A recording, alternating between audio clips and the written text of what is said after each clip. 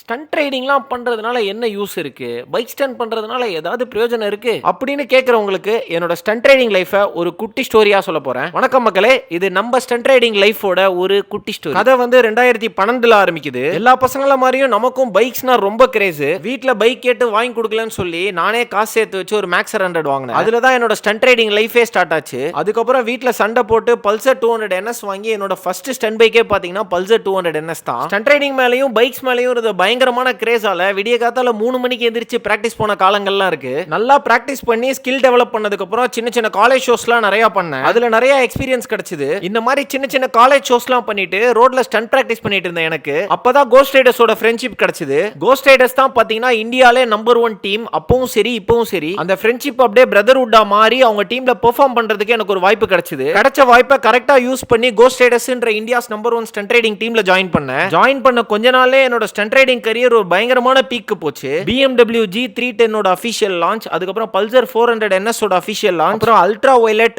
Electric வெஹிக்கிள்ல stunt show. India ஃபுல்லா இருக்கிற எல்லா மெயின் சிட்டிஸ்லயும் பல்சர் மூலமா எல்லா இடத்துலயும் ஷோ பண்ற ஆப்பர்ச்சுனிட்டிஸ்லாம் கிடைச்சது. அது மட்டும் இல்லாம ரைடெக்ஸ் ஹெல்மெட் ஸ்பான்சர், ரைடிங் ஜாக்கெட்ஸ், அதுக்கப்புறம் ப்ளூ ஆர்மர் இன்டர்காம் அப்படி இப்படின்னு சொல்லி நிறைய ஸ்பான்சர்ஷிப் கிடைச்சது. எல்லா கம்பெனிஸ் கிட்ட இருந்தும் பைக்கே ஸ்பான்சரா கிடைச்சது. கிட்டத்தட்ட 3-4 பைக் வச்சிருந்தேன், ஸ்பான்சர் பைக்ஸ் மட்டும். ஒரு 10 வருஷத்துக்கு முன்னாடி இதே ghost riders team stunt show முடிச்சுட்டு எப்படா வெளியே வருவாங்க போட்டோ எடுக்கலாம் சொல்லி வெயிட் பண்ணி போட்டோ எடுத்த காலங்கள்லாம் இருக்கு. இன்னைக்கு நம்ம அந்த டீம்ல ஒரு மெயின் ரைடரா இருக்கும். நீங்களும் உங்களுக்கு பிடிச்ச விஷயத்தை ஃபுல் எஃபர்ட் போட்டு பேஷனேட்டா பண்ணீங்கன்னா கண்டிப்பா அந்த ஃபீல்ட்ல நீங்க பெரிய ஆளா வரலாம். வீடியோ ரொம்ப லென்த்தா போறதுனால முடிஞ்ச அளவுக்கு ஷார்ட்டா சொல்லியிருக்கேன். பார்ட் 2 வேணும்னா மறக்காம கீழே கமெண்ட் பண்ணுங்க. பை பை கைஸ், நெக்ஸ்ட் vlogல பார்க்கலாம்.